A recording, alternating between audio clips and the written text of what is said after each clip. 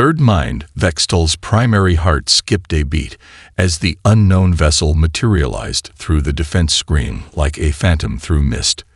The trading post's most sophisticated barriers, capable of repelling solar flares, didn't even slow it down. His secondary heart joined the arrhythmic dance when the ship's energy signature finally registered on their sensors. Impossible, Second Analyst Kriexo whispered, her scales shifting from azure to pale green. The power readings are off the charts. That thing's running hot enough to rival a small star. The vessel was unlike anything in their database. Its hull bore the scars of recent combat, yet it moved with the grace of a predator rather than the wounded prey it appeared to be. Weapon ports dotted its surface in configurations that made no tactical sense to Zarkian military doctrine. And its armor. Vextal's third heart joined the chaos in his chest when he realized their most powerful scanners were simply bouncing off. "Sir," the communications officer's voice cracked. "They're hailing us." Vextal straightened his ceremonial robes, a gesture that usually helped him center his thoughts. Today, it felt like arranging flowers before a supernova. "Put them through." The voice that filled the command center was deep, resonant, and terrifyingly calm for someone piloting what appeared to be a mobile apocalypse. Trading Post Control, this is Commander Jack Reynolds of the Earth ship Hyperion, requesting emergency docking due to minor systems damage. The words, minor systems damage, prompted a wave of nervous clicks from the staff. Their sensors showed multiple hull breaches, a reactor that should have gone critical hours ago, and enough structural stress to tear any normal ship apart. Hyperion. Vextal managed to keep his voice steady. "Our scans indicate your vessel is severely compromised. We recommend immediate crew evacuation. We can." A sound came through the channel that made every Zarkian's scales stand on end. Later, they would learn it was called laughter. "Appreciate the concern, Control, but we're running at about 80% capacity. Nothing our engineers can't handle while we're docked." Though I should mention, there was a pause that seemed to drop the temperature in the room. "We're tracking multiple hostile signatures about 6 hours behind us. Wouldn't want them catching up while we're discussing regulations." Vextal's fourth and final heart began to flutter as the pieces clicked into place. The battle damage, the impossible power readings, the casual dismissal of what should be fatal systems failures. "Commander Reynolds, are you human?" "Last time I checked." The response came with another one of those terrifying laughs. "Is that going to be a problem?" Every member of the command staff turned to Vextal. They all knew the stories. Humans were the galaxy's latest nightmare, a species that evolved on a death world so hostile it should never have produced sapient life. Their technology was primitive by most standards, but they used it in ways that defied both physics and sanity. There were reports of single human ships taking on entire battle groups, of human ground forces surviving conditions that would kill most species instantly. And now one of their warships was asking to dock. The decision should have been simple. Station protocol was clear about unregistered military vessels. Deny access. Maintain distance. Contact Central Command. But Central Command was 3 days away at best, and those hostile signatures the human mentioned. "Permission granted, Hyperion," Vextal said, feeling the weight of every word. "Proceed to Docking Bay 7. Please note that under station regulations, we'll need to send a medical team to assess your crew's condition." "Appreciated, Control. Though your medical team might want to bring extra supplies. Human biology can be surprising." As the channel closed, Vextal's assistant rushed forward. "Sir, the regulations clearly state." "The regulations," Vextal interrupted, watching the massive ship glide toward the docking bay with unnatural precision, "were not written with humans in mind. Alert medical, security, and engineering. Tell them to prepare for anything. And may the void have mercy on us all." the massive docking bay doors began to open. And with them, the Zarkian trading post's orderly universe started to unravel. The docking bay's massive decontamination field hummed to life as the Hyperion's airlock cycled. Third Mind Vextal stood with his honor guard, all 6 of their hearts thundering in an anxious rhythm. The medical team huddled behind them, their diagnostic equipment already struggling to make sense of the readings coming from inside the human ship.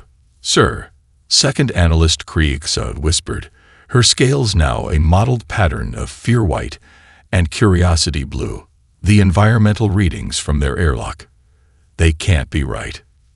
Vextal glanced at her data pad and felt his own scales ripple. The atmosphere inside the human ship was a toxic soup of nitrogen and oxygen, pressurized to levels that should crush most species. The temperature would boil the blood of any rational spacefaring race.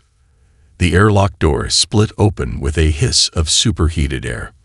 What emerged made the entire Zarkian welcome party take an involuntary step back.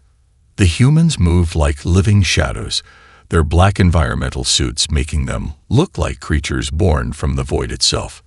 Their leader, Commander Reynolds, stood nearly twice the height of a Zarkian, his movements carrying the fluid grace of a predator despite his size. Behind him, his crew emerged in formation, each one looking more like a combat droid than a living being. "Permission to come aboard." Reynolds' voice carried the same casual confidence it had over the comms, as if he weren't standing in an atmosphere that his species should find unbearably thin and cold. "Granted," Vextal managed, fighting the instinct to flee. "Though I must ask, is your environmental gear functioning properly? Our atmosphere." Reynolds reached up, and to the horror of every Zarkian present, released his helmet seals. The sharp hiss of pressurization made several guards reach for their weapons. The commander's face, when revealed, bore what they would later learn was called a smile. A expression that, to Zarkian instincts, looked disturbingly like a predator baring its teeth. "Standard procedure," Reynolds said, breathing their toxic air, as if it were nothing. "We wear the suits more for your comfort than ours. Humans tend to run hot, as they say." One of his crew members, a towering figure with dark skin and startling green eyes, added, "Boss, I think we're scaring them. Maybe we should have worn the diplomatic colors instead of the deep space kit." "Lieutenant Jackson," Reynolds replied, still wearing that predatory smile, "if we're going to work together, they need to know what they're getting into." Speaking of which, he turned back to Vextal. "We need to talk about the fleet that's chasing us. They're not the simple pirates we led you to believe." Before Vextal could respond, the station's medical officer pushed forward, her scientific curiosity overriding her survival instincts. "Impossible. Your internal temperature would cook most species alive. And these readings. Your bones are laced with metals, your skin is constantly regenerating, and your cellular structure." Reynolds held up a hand, a gesture that made every guard flinch. "Doc, I promise you can study us all you want later. But right now, we've got about 5 hours before the Nexar battle fleet drops out of FTL, and we need to be ready." The name Nexar hit the room like a physical force. Every Zarkian knew of the empire that had been systematically conquering this sector. Their ships were said to be invincible, their technology centuries ahead of everyone else's. "The Nexar." Vextal's voice cracked. "You led the Nexar to our trading post." "No," Reynolds said, his smile vanishing into something much more dangerous. "We led them into a trap. Your trading post just happens to be the perfect bait." He turned to his crew. "Patch into their systems. Show them what we're really dealing with." As the human crew began to interface with the station's technology in ways that should have been impossible, Vextal realized that letting them dock might have been either the best or last decision of his life. There would be no middle ground. The holographic display in the Trading Post Command Center blazed to life, projecting a three-dimensional map of the surrounding space. Lieutenant Jackson's fingers danced across the controls with unsettling speed, the human's enhanced reflexes making the complex system look like a child's toy. "There," Commander Reynolds said, pointing to a cluster of red icons emerging from FTL. First wave of the Nexer fleet. Heavy cruisers, leading the charge. Second analyst Creaks's scales had lost all color. "Those are Worldbreaker-class ships. Each one could reduce this station to atoms. And you're telling me this is just the first wave?" As if in answer, more red icons began to appear. Dozens, then hundreds of ships, each one representing enough firepower to end civilizations. The display had to zoom out 3 times to capture the full scale of the approaching armada. "By the void," Vextal whispered. "This isn't a fleet. This is an extinction force." The human crew's reaction was not what anyone expected. Instead of fear, their biosignatures showed increasing levels of what the medical officer would later identify as combat excitement. Their hearts beat faster, their muscles tensed, and their bodies began producing a cocktail of natural stimulants that should have driven them into toxic shock. Reynolds actually smiled. Perfect. They'd brought the whole family. Perfect. One of the Zarkian guards found their voice. "How is this perfect? We need to evacuate. We need tow." "Begging your pardon," Lieutenant Jackson interrupted, her green eyes glinting with an almost feral light. "But that's exactly what they expect. The Nexer have conquered half this sector because everyone runs. Everyone hides. Everyone dies." Reynolds nodded, walking around the holographic display like a teacher giving a lesson. The Nexer's greatest weakness is their absolute certainty in their superiority. They've never lost a battle because they've never fought anyone crazy enough to really fight back. And you think one human ship can stand against this? Vextal gestured at the mass of red icons, his voices tinged with hysteria. "One human ship." Reynolds laughed, the sound making several Zarkians jump.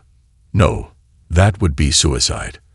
But one human ship, plus your station's defense grid, plus about 24 stealth platforms we've been seeding in this sector for the past month." His smile turned predatory. "That's a different story." On cue, Lieutenant Jackson activated another layer of the display. Green dots began to appear throughout the sector, hidden in asteroid fields, masked by solar radiation, tucked into spatial anomalies. Each one represented a weapons platform that the station's sensors hadn't even detected. "Impossible," Creaks breathed. "Our scanners are the most advanced in the sector. How did we not see these?" "Sometimes the best technology isn't the most advanced," Reynolds explained. "It's the most unexpected. The Nexer look for energy signatures, quantum fluctuations, all the high-tech stuff. They don't look for good old-fashioned ballistic missiles hidden in rocks. They don't scan for primitive nuclear devices because no advanced species would use them." The command center fell silent as understanding dawned. The humans hadn't just built a trap. They'd built one using technology so primitive that the Nexer's advanced sensors would never think to look for it. "This station," Reynolds continued, his voice taking on a sharp edge, "is the perfect bait.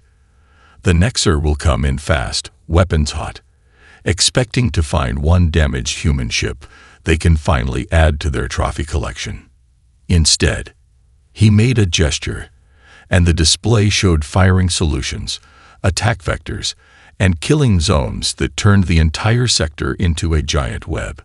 "You're all insane," the medical officer said, but her voice held a note of wonder.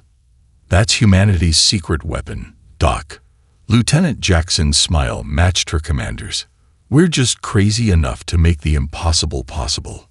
Warning klaxons began to sound as the first Nexer ships entered the outer sensor range. The hunt was about to begin, But for the first time in living memory, the hunters had no idea they were about to become the prey. The first Nexer salvo lit up space like a newborn star, a wall of energy that should have vaporized anything in its path. The Zarkian command center watched in horror as the Hyperion made no attempt to evade. "Your ship," Vextal cried out. "You must wait for it," Commander Reynolds said calmly, his eyes fixed on the tactical display. The massive energy wave was mere seconds from impact when the Hyperion's hull began to glow, not from damage, but from within.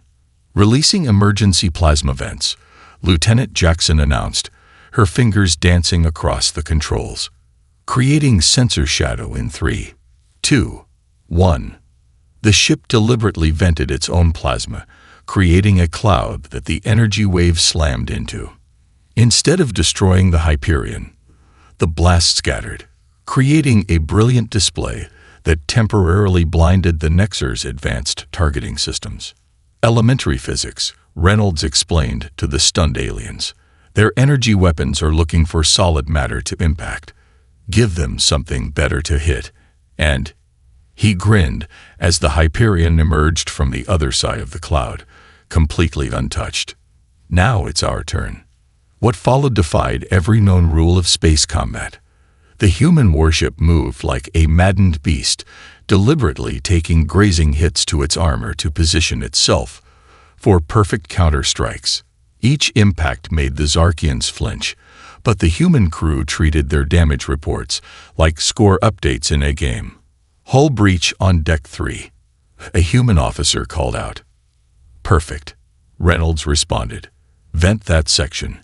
Let's give them another blind spot." The Nexer fleet's perfect formation began to break apart as their tactical computers failed to predict the Hyperion's movements. No sane species would use their own ship's damage as a weapon. No rational commander would turn systems failures into advantages.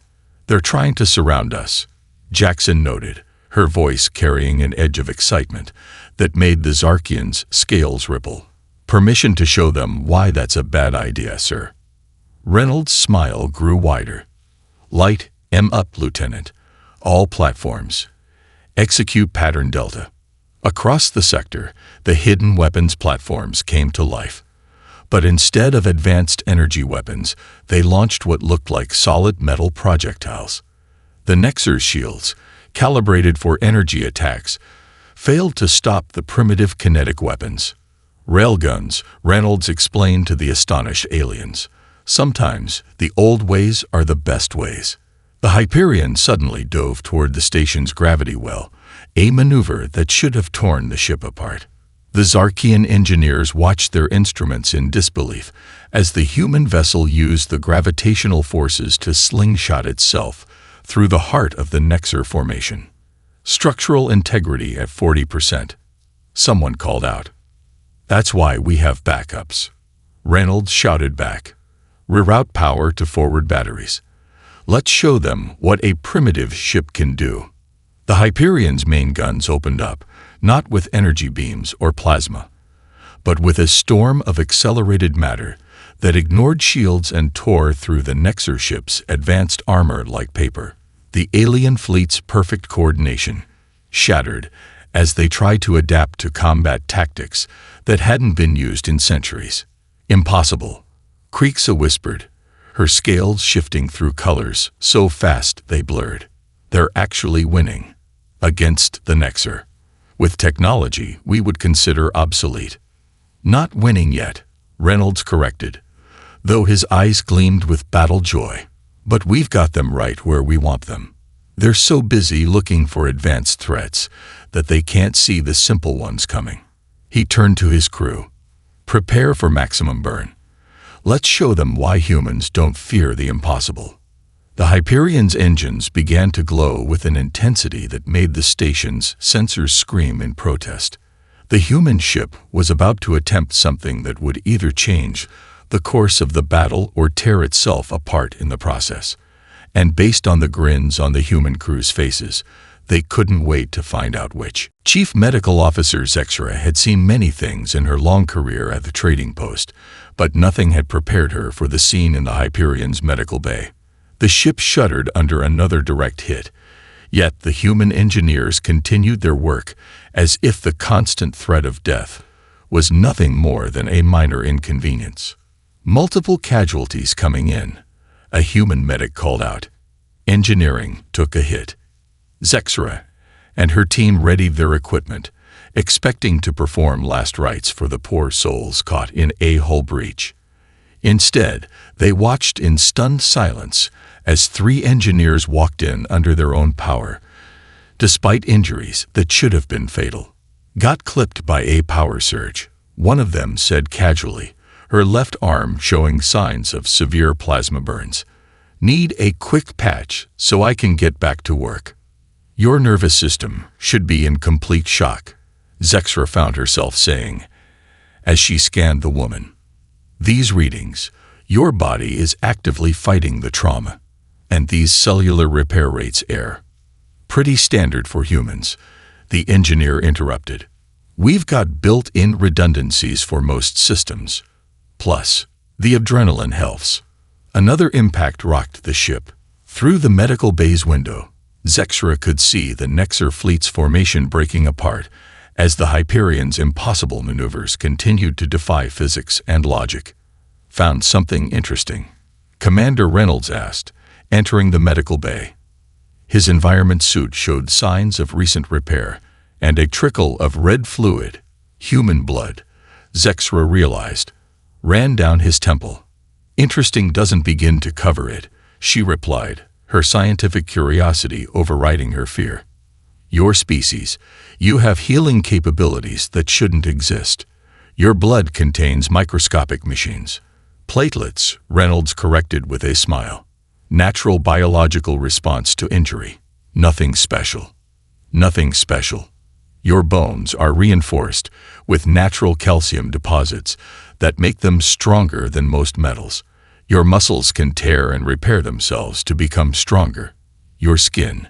She gestured at the engineer's rapidly healing plasma burns.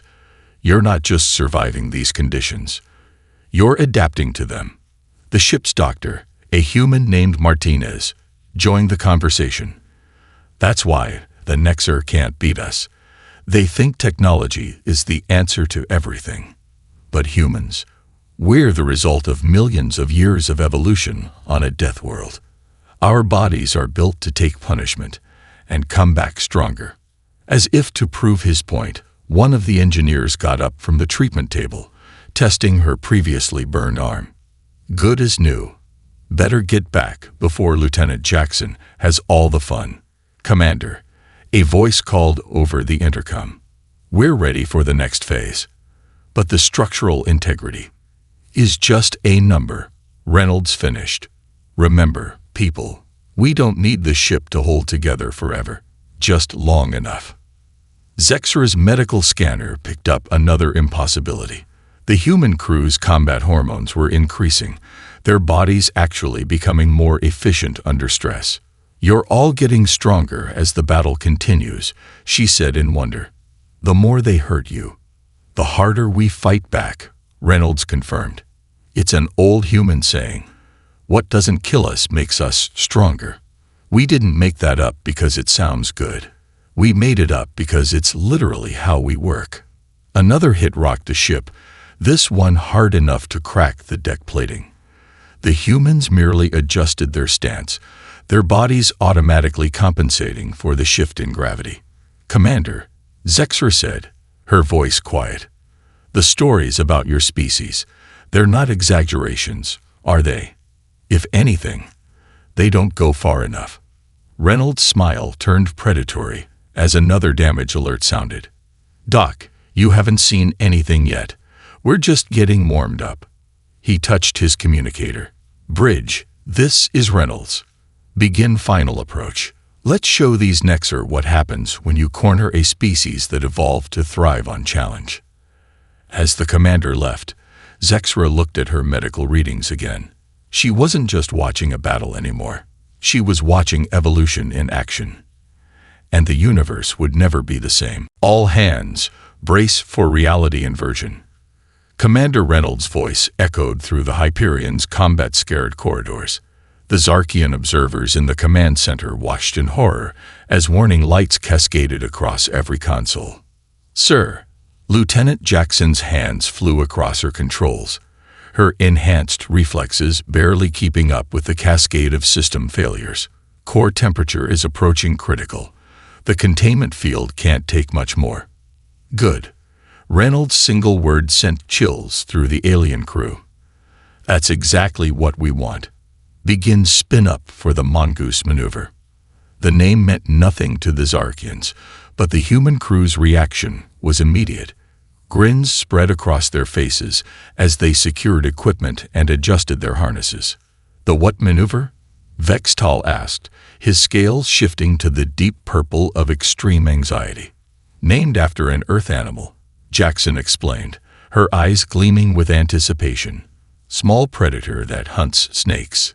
It moves so fast, the snake can't track it, spinning and striking from all directions, until..." She made a sharp gesture with her hand. The tactical display showed the Nexer fleet regrouping, their superior numbers finally beginning to tell. Their formation was perfect, their targeting solutions flawless. By all known laws of space combat, the Hyperion was trapped. Containment field at 20%. An engineer called out. "Core temperature redlining." "Perfect." Reynolds stood from his command chair, moving to the center of the bridge. "You might want to close your inner eyelids," he told the Zarkians. "This next part gets a bit bright." Before anyone could ask what he meant, the commander gave the order that would rewrite physics textbooks across the galaxy. "Execute Mongoose Protocol. Full power to the reality inverters." The Hyperion's already overloaded core began to pulse with impossible energy. The ship's structure groaned as forces beyond normal space-time tore at its frame. "What you're attempting is suicide," Creeks shouted over the rising whine of protesting metal. "The power readings are beyond anything." "That's the point," Jackson called back, her voice filled with joy. "We're not just breaking the laws of physics, we're making them our dance partner." The universe seemed to hold its breath as the Hyperion's core reached critical mass. Then, in a moment that would haunt the Zarkians' dreams forever, reality hiccupped. The human ship didn't just move. It existed in multiple places, simultaneously, each version of itself real and yet impossible. The Nexer's advanced targeting systems crashed as they tried to track a vessel that was everywhere and nowhere at once. "How?" Vextal's question died in his throat as he watched the impossible unfold. "Simple physics," Reynolds said, though his nose had started bleeding from the strain. "If you can't beat the laws of reality, find the loopholes. Every universe has them. You just have to be crazy enough to look." The Hyperion's multiple existence points began to spiral inward, each one targeting a different Nexer vessel. The enemy fleet's perfect formation dissolved into chaos as their computers failed to compute a defense against something that shouldn't exist. "Core stability at 5%. The warning echoed through the bridge.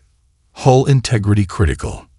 "Numbers are just suggestions," Reynolds shouted back. "Keep it together for 10 more seconds." Those 10 seconds changed the face of warfare forever. The Hyperion, existing in dozens of places at once, struck from every angle simultaneously. Nexer ships found themselves under attack from weapons that had already fired, and yet hadn't been fired yet. When reality finally snapped back into focus, the mighty Nexer fleet was in ruins. The Hyperion, its hull glowing with energies that should have destroyed it, hung in space like a battle-scarred ghost. "Damage report," Reynolds called out, wiping blood from his face as space-time settled back into its normal configuration. "Sir," Jackson's voice was filled with pride. "Everything's broken. But we're still here. And they're not." The commander turned to the stunned Zarkians, his smile both terrible and triumphant. And that, my friends, is why you should never corner a species that treats the impossible as a personal challenge. The Nexer flagship drifted powerless in space, its once pristine hull scared and broken. The Hyperion, despite looking like it had been through a supernova, maintained a steady position alongside its defeated prey.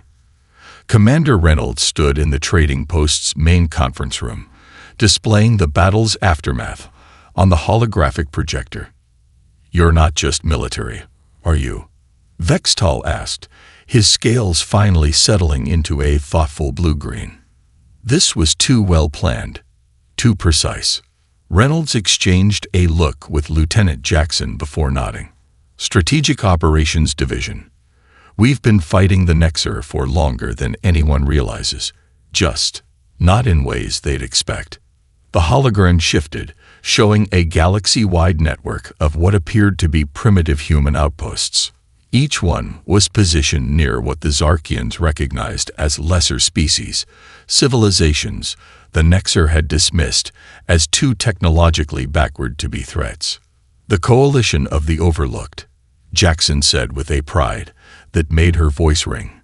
Every species the Nexer thought was too primitive to matter. The Grekath with their crystal tech, the hive-mind Sithtal, the silicon-based Dorvan, all of them fighting back in ways the Nexer's advanced sensors can't detect. "You've been building an army," Creeksa breathed, her analytical mind racing ahead, "but not with advanced technology." "With innovation," Reynolds confirmed. "The Nexer think they're invincible because they're the most advanced, but you know what they never see coming. A rock, a really big rock, moving really fast, launched by technology so primitive, their sensors don't even register it as a weapon." The display changed again, showing the captured Nexer flagship. Its hull had been breached not by energy weapons, but by simple kinetic impacts, the space equivalent of throwing stones. "Today wasn't just about saving your trading post," Jackson explained. "It was a demonstration. The galaxy needed to see the Nexer bleed." Medical Officer Zexra, who had been quietly analyzing battle casualty reports, looked up. "The damage to your ship, you knew it would happen. You planned for it." Reynolds' smile had an edge sharp enough to cut stars. "Humans don't just survive damage. We learn from it. Every hit we take, every system that fails, it all goes into the database. Next time, we'll be even harder to kill." "But the cost." Vextal gestured at the repair crews visible through the window, both human and Zarkian working together to stabilize the station's systems. "Is worth it," a new voice said.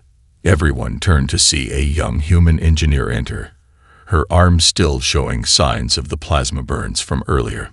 "The Nexer think being advanced means being better. We're teaching the galaxy that being clever, being tough, being too stubborn to give up, that matters more than having the fanciest toys." A hologram shifted one final time, showing a wave of rebellion spreading across Nexer space. Each point of light represented a primitive species fighting back with methods the advanced empire never saw coming. "You're not just building an army," Creeksa said, her voice filled with wonder. "You're starting a revolution." "Already started it," Reynolds corrected. "Today was just the first time we let them see who was behind it. The Nexer think technology is power. We're teaching the galaxy that innovation, determination, and the will to stand up again after being knocked down, that's real power." "And now?" Vextal asked, though he suspected he knew the answer. "Now," Jackson said, her eyes gleaming, "we invite you to join the coalition. Your trading post's location is perfect. Your people are resourceful. And most importantly," she grinned, "the Nexer think you're not worth their time." Reynolds extended his hand, a human gesture of partnership that the Zarkians had learned about in their cultural database. "What do you say? Ready to help us prove that being underestimated is the greatest advantage of all?" Vextol looked at his fellow officers, saw the same fire in their eyes that he felt in his hearts. Sometimes, he realized, the most advanced choice was choosing to be considered primitive. He reached out and took the commander's hand. The Zarkian High Council chamber had never been so silent. The holographic recording of the battle played out one final time before the assembled leaders, showing the moment the Hyperion split reality itself to defeat the Nexar fleet. As the display faded, First Mind Kelzar, leader of the council, leaned forward on his crystalline throne. "You are certain of these readings?" he asked, all four of his eyes fixed on Vextol. "The data has been verified by every scientific institute in our territory," Vextol replied, standing proud despite his exhaustion. "The humans did not just defeat the Nexar. They rewrote our understanding of what's possible." Second Mind Rakstil, the council's military advisor, gestured to the now empty display. "And this coalition, you believe we should join?" "With respect, honored one," Creeksa stepped forward, her scales shimmering with conviction. "I don't believe we have a choice. The galaxy is changing. The question is whether we'll help shape that change or be swept aside by it." The council chamber's ancient screens lit up with reports from across the sector. Nexar fleets in retreat. Primitive civilizations rising up with weapons that defied convention. Trade routes shifting as the old power structure crumbled. "The humans have a saying," Vextol continued. "Evolution favors not the strongest or the most advanced, but those most responsive to change." The Nexar built their empire on the belief that advanced technology makes them invincible. The humans, he paused, remembering Commander Reynolds' bloody smile. The humans proved that innovation and determination matter more than technology. Medical officer Zexra activated her own report, showing the biological scans of the human crew. Their bodies tell the story of their evolution. Every system has redundancies. Every weakness has been turned into a strength. They don't just survive. They adapt, they learn, they grow stronger from every challenge. And now they seek to teach this philosophy to others. First Mind Kelzar's voice carried a note of wonder. "No," Creeksa corrected. "They seek to remind us of what we already know but forgot in our rush to be advanced. Every species has strengths the Nexar overlooked. The humans just showed us how to use them." The council chamber's screen shifted again, showing the latest intelligence reports. The Nexar Empire's response to their defeat had been predictable. They launched their most advanced fleets, only to find them defeated by tactics their sensors couldn't even detect. "The warning that started all this," Third Mind Vextol said, his voice carrying across the chamber. "Immediate evacuation. Human warship targeting sector. We thought it was a threat. Now we understand it was a promise of protection." First Mind Kelzar rose from his throne, a gesture that silenced the chamber. "Show me the new advisory. The one your station drafted." Vextol activated the final display, showing the message now being broadcast across their territory. "Notice to all ships. When human vessels are sighted, do not flee. They are the shield, not the sword. However, if they tell you to clear the sector," he paused, remembering the reality-bending battle, "trust that they have a plan, and it's probably going to break physics." The High Council chamber erupted in discussion, but the decision had already been made. The galaxy was entering a new age, one where being underestimated was an advantage, where innovation trumped advanced technology, and where a species from a death world had taught the stars themselves that the impossible was just a challenge waiting to be overcome. As the council drafted their response to the coalition's invitation, a message came through from the Hyperion, now patrolling the borders of what had once been Nexar space. Commander Reynolds' voice carried the same confident humor it had during the battle. "Welcome to the revolution, friends. Trust me, the physics-breaking part was just the beginning. The universe, Vextall realized, would never be the same. And that was exactly what it needed.